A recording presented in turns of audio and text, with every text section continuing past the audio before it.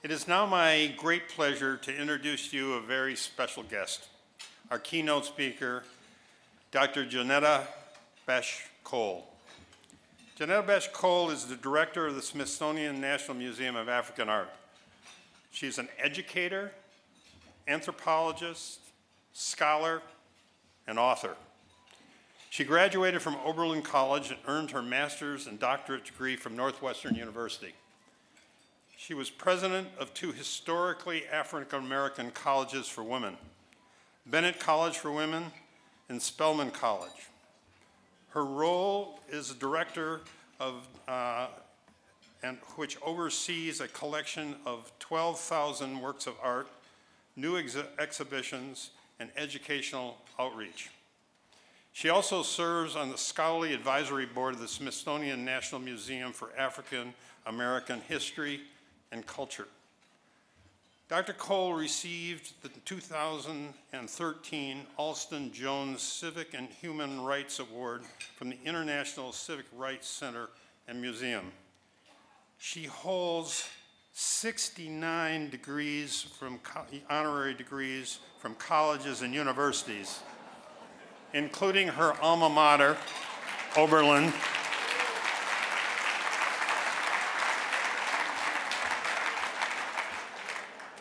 and my personal favorite, Williams College. Last month, Dr. Cole announced that she would be retiring from the Smithsonian this coming March. Dr. David Skorkin, the secretary of the Smithsonian, hailed her work in a letter to the staff. He quoted an Ethiopian proverb: "When a strong woman leads, streams run uphill." Please welcome our keynote speaker, Dr. Johnnetta Betsch Cole.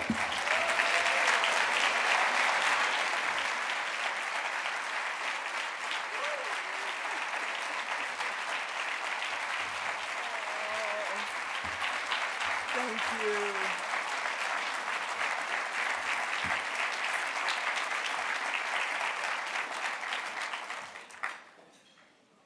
Thank you, Brother Doc. My sisters and my brothers all, good morning. Good morning. Now, in the Southern Black community that grew me up, one would say this is a great getting up morning. And the reason that it is because we have gathered to be inspired by, to learn from, and to get our marching orders, once again, from that great American that Nina Simone called the Dark Prince of Peace. There's another Southern and Black tradition that I want to honor. It is called the naming of the folks. And so I want to take some moments to call some names of women and men present at this event. The tradition is grounded in the simple but powerful notion that calling a name is a way of paying respect. And so I call names: Ohio Attorney General Mike DeWine, Court of Appeals Judge, Sister Court of Appeals Judge Pat Blackman, the Brother Mayor Frank Jackson, and of course I pause to call the name of Police Chief Calvin Williams, today's Lifetime Service Award recipient. In that 1 second or so that I had a chance to speak with the Brother Chief this morning, I was able to say to him how honored I am that the youngest son that I birthed is a member of the Boston Police Department. I call the name of Cleveland Fire Chief Angelo Calvio. Now, you know I got to call some Revs. The Reverend Dr. A. Charles Bowie, a beloved spiritual leader of this city. But this morning, like the old folk would say in response to listening to Reverend Dr. Todd Davidson, my.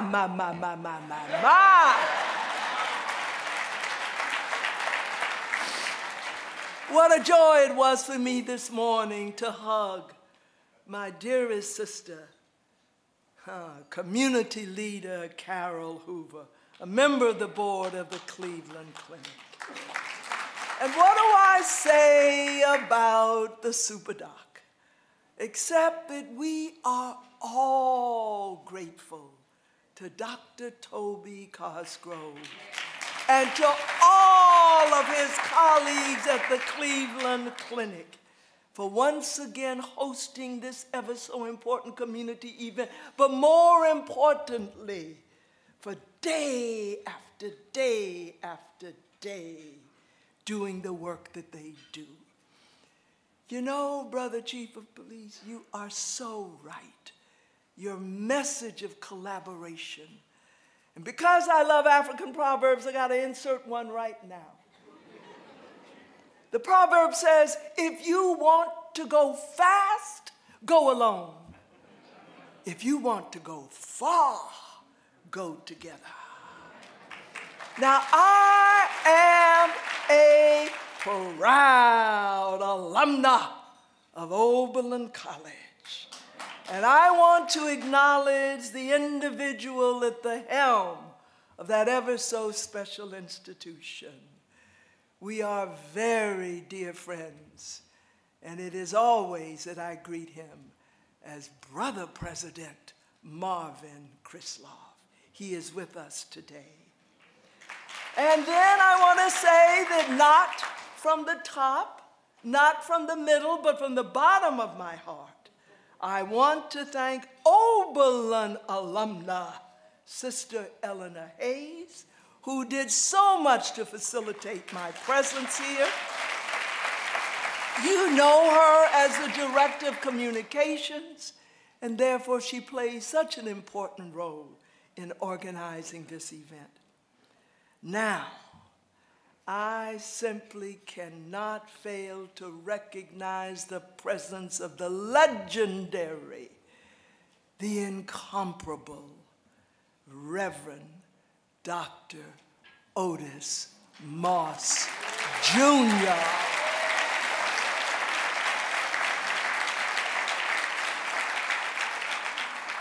And I do reach out my arms to his amazing and grace-filled partner of 50 years.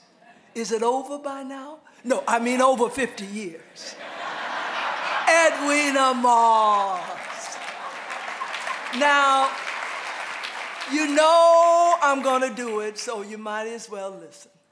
You know I'm going to recognize my Spellman sisters and my Bennett sister bells.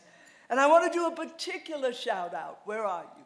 For Jackie Jones Nance, my Spellman sister, who is the wife of Cleveland Clinic trustee Fred Nance.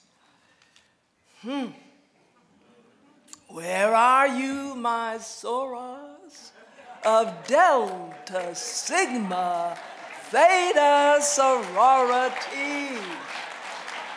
And I want to share with all of you that when I was a young woman, a student at Oberlin College, it was the Cleveland Alumni Chapter that made me a Delta.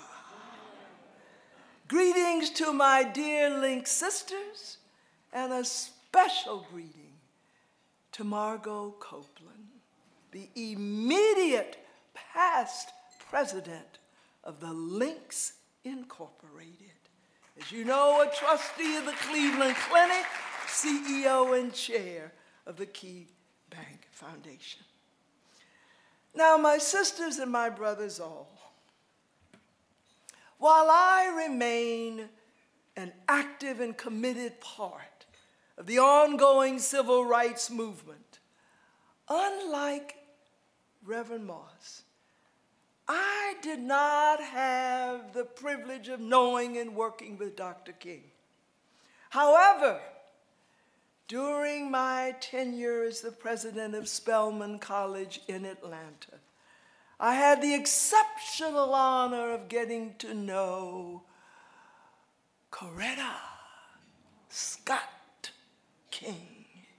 Indeed, I was blessed to call her a sister friend. She was something else. A woman whose role and impact on the civil rights movement, like that of so many other women of that era, has not been fully acknowledged. Johnnetta Scott King's progressive views on the rights of us women, those of us who Native American saying puts it like this, those of us who hold up half the sky. What you may not be aware of is that Johnnetta Scott King also had progressive views on the rights of the LGBTQ community. She was in many ways ahead of her time. Just listen to these words of Johnnetta Scott King. Freedom and justice cannot be parceled out in pieces to suit political convenience. I don't believe you can stand for freedom for one group of people and deny it to others. Homophobia is like racism. It is like anti-Semitism and other forms of bigotry, in that it seeks to dehumanize a large group of people, to deny their humanity, their dignity, and their personhood.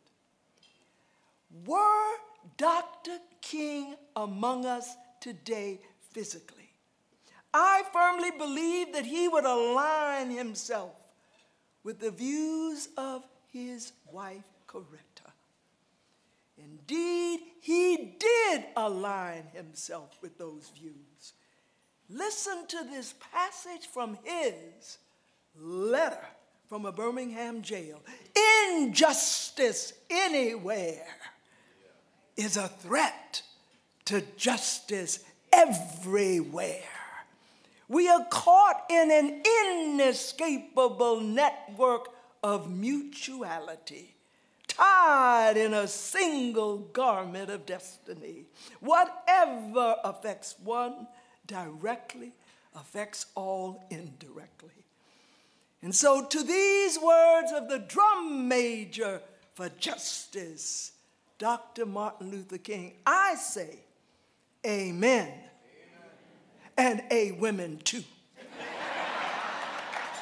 Now, I am convinced that if Dr. King was still physically among us, he would say that progress has been made towards achieving his dream. But he would also remind us that we are a mighty long way from the mountaintop. Oh, my sisters and my brothers, there is so much work that we have got to do. And over these past few years in our nation, and indeed around the world, we have witnessed an increased amount of speech that is filled with hate and with bigotry. These ugly expressions are not only directed towards African Americans, but pointedly directed towards all other underrepresented and marginalized communities in our nation. Indeed, in our country and in so many parts of the world, even political leaders feel that it is acceptable to disparage, to denigrate, to launch ad hominem attacks against individuals based solely on the color of their skin, their gender identity, sexual orientation, what language they speak, where they come from, what God they worship, their age, the extent to which they are abled or differently abled. And so I join with Dr. Martin Luther King, with Sister Coretta Scott King, and all of you who have gathered here today. I join in affirming that we must respect difference. We must celebrate difference until difference don't make no more difference.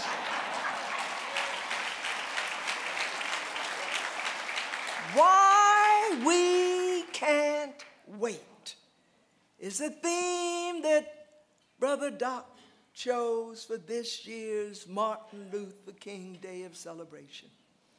Those powerful 4 words come from Dr. King's 1964 book of the same title, a book that was based on a letter from a Birmingham jail.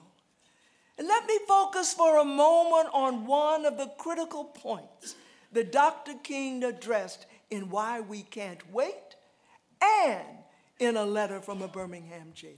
It is a point that was central in the spirit and the actions of the civil rights movement, a point that still speaks to us today as we continue the struggle to defeat racism, sexism, classism, all of the other isms that continue to plague our communities, our nation, and our world. And we must take on Islamophobia, homophobia, all of the phobias that keep all nations from reaching their full potential. The critical point is simply this: economic, political, and social progress do not automatically come with the passage of time. If things are going to get better, it is not only leaders but also everyday people who must take action and engage in struggle. Dr. King was once asked, how can change come about? He said, well, we must educate, we must legislate, and when it's necessary, we must agitate. In his 1965 commencement address at my alma mater, Oberlin College, Dr. King insisted that everybody needs to be awake and engaged in nonviolent actions that bring about the change that we need and that we deserve. He entitled that commencement address, "Remaining Awake Through a Great Revolution." Throughout his final message to our nation, President Barack Obama echoed many of the views of Dr. Martin Luther King. Let me remind you of a few of his sentences. It falls to each of us to be those anxious, jealous guardians of our democracy, to embrace the joyous task we've been given, to continually try to improve this great nation of ours. Because for all of our outward differences, we in fact all share the same proud title, the most important office in a democracy: citizen. President Obama went on to say, So you see, that's why our democracy demands. It needs you, not just when there's an election, not just when your own narrow interest is at stake, but over the full span of a lifetime. If something needs fixing, then lace up your shoes and do some organizing. Show up, dive in, stay at it. In addition to the message that change requires, the engagement of all of us to move towards a more perfect union, Dr. King also stressed the responsibility that each of us has to speak the truth as we see it. This not only means that we must speak up when it is easy, safe, or in our self-interest to do so. In Dr. King's words, it means that the ultimate measure of a man is not where he stands in moments of comfort and convenience, but perhaps at a time like this, where he stands at times of challenge and controversy. And so, of course, I think of recent shootings in Ferguson, Staten Island, Baltimore, South Carolina, Chicago, and yes, Cleveland. Were Dr. King physically with us today, he would surely join with us in being outraged over the loss of so many lives in so many American cities and towns. However, he would surely caution us against simplistic positions and actions in response to brutality and oppression. And he would urge us to address the root causes of certain kinds of police encounters. Finally, my sisters and brothers all, were Dr. King physically with us today, he would speak ever so powerfully about the growing economic disparity in our nation, as the gap widens and widens and widens between those who have and those who have not. Especially in the last years of his life, Dr. King called for economic opportunity for all people. He understood, as if on a visceral level, he understood the way that any nation is threatened when some of its people are denied economic opportunity, when they are excluded from the means to provide for themselves and their families the basic human rights of employment, of health care, of decent housing, of a quality education. I'm a museum director, and yes, denied the right to enjoy art, which feeds our souls. Indeed, here we are in the richest nation in the world, denying these basic human rights to poor folk. Dr. King's I Have a Dream speech delivered in 1963 during the March on Washington is clearly the one he is best known for and known for around the world. But let us also lift up his 1965 sermon at Ebenezer Baptist Church in Atlanta. That speech he entitled The American Dream. It is in this speech that Dr. King poses this poignant question. And each of us has the responsibility not only to continue to pose it, but to answer it. He asked, how are we going to achieve a genuine democracy when economic inequality disproportionately affects people of color and people in immigrant communities? Listen to his words spoken over a half of a century ago. I've seen my dreams shattered as I walk the streets of Chicago and see Negroes, young men and women with a sense of utter hopelessness because they can't find any jobs.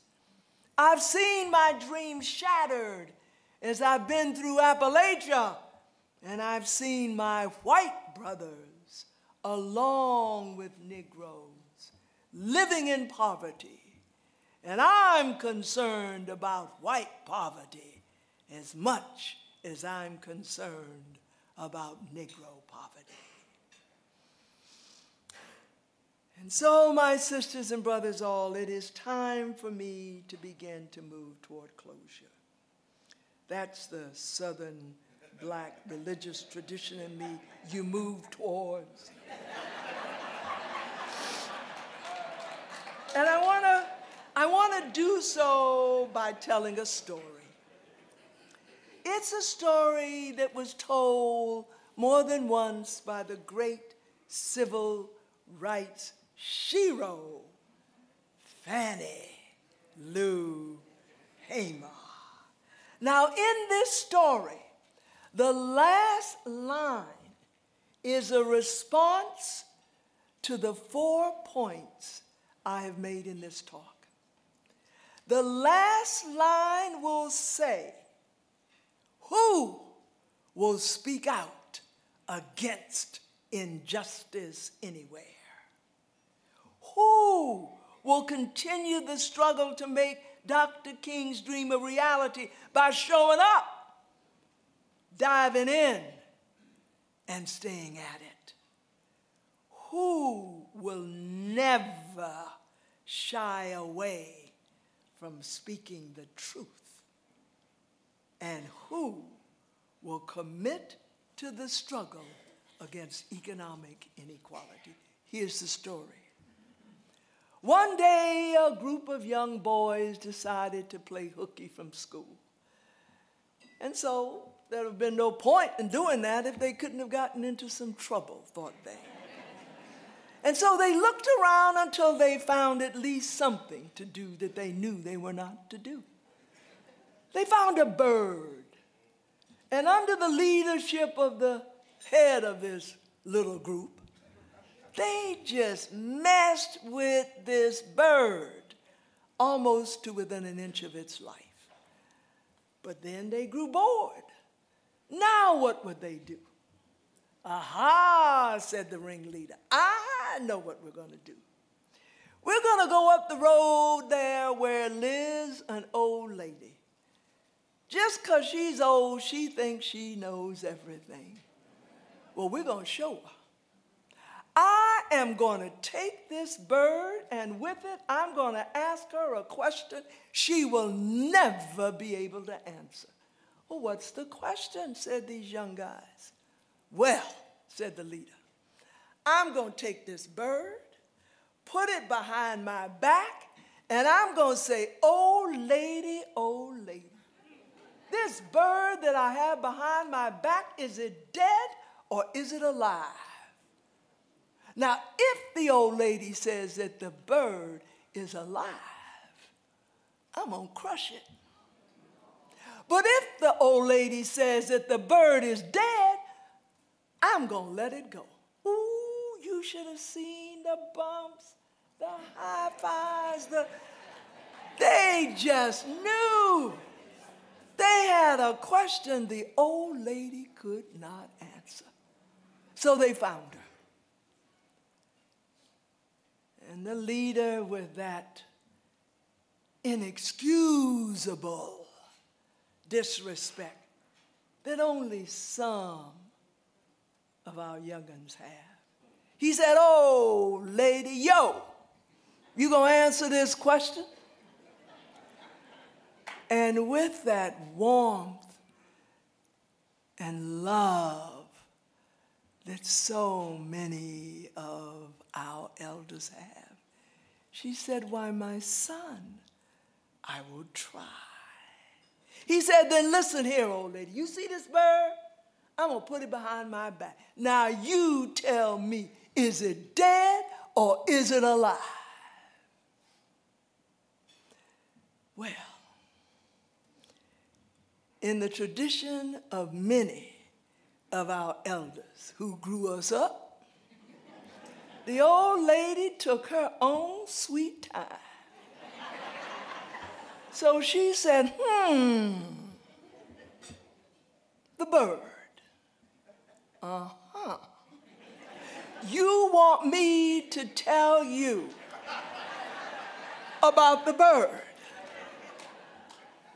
You want me to answer the question, is the bird dead or alive? He said, that's what I said, old lady. Remember now, the answer she gives tells you who's got to do this work. The old lady finally said, I know the answer. She said, the bird. Why, it's in your hands. And that's the answer, my sisters and my brothers, all. The work that Dr. Martin Luther King charged us to do, it's in your hands and in mine. Thank you.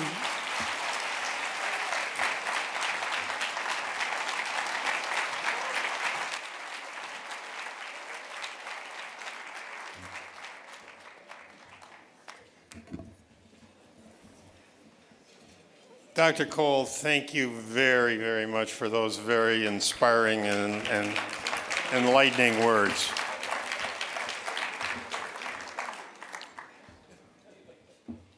Well, as we move towards conclusion,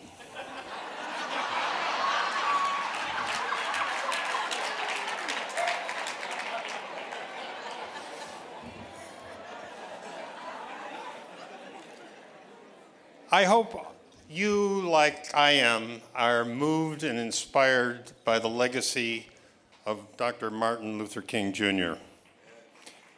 And I will look forward to you joining us again next year, and thank you very much for being here for what is one of my favorite times and a wonderful celebration of a great leader of the United States and the world. Thank you.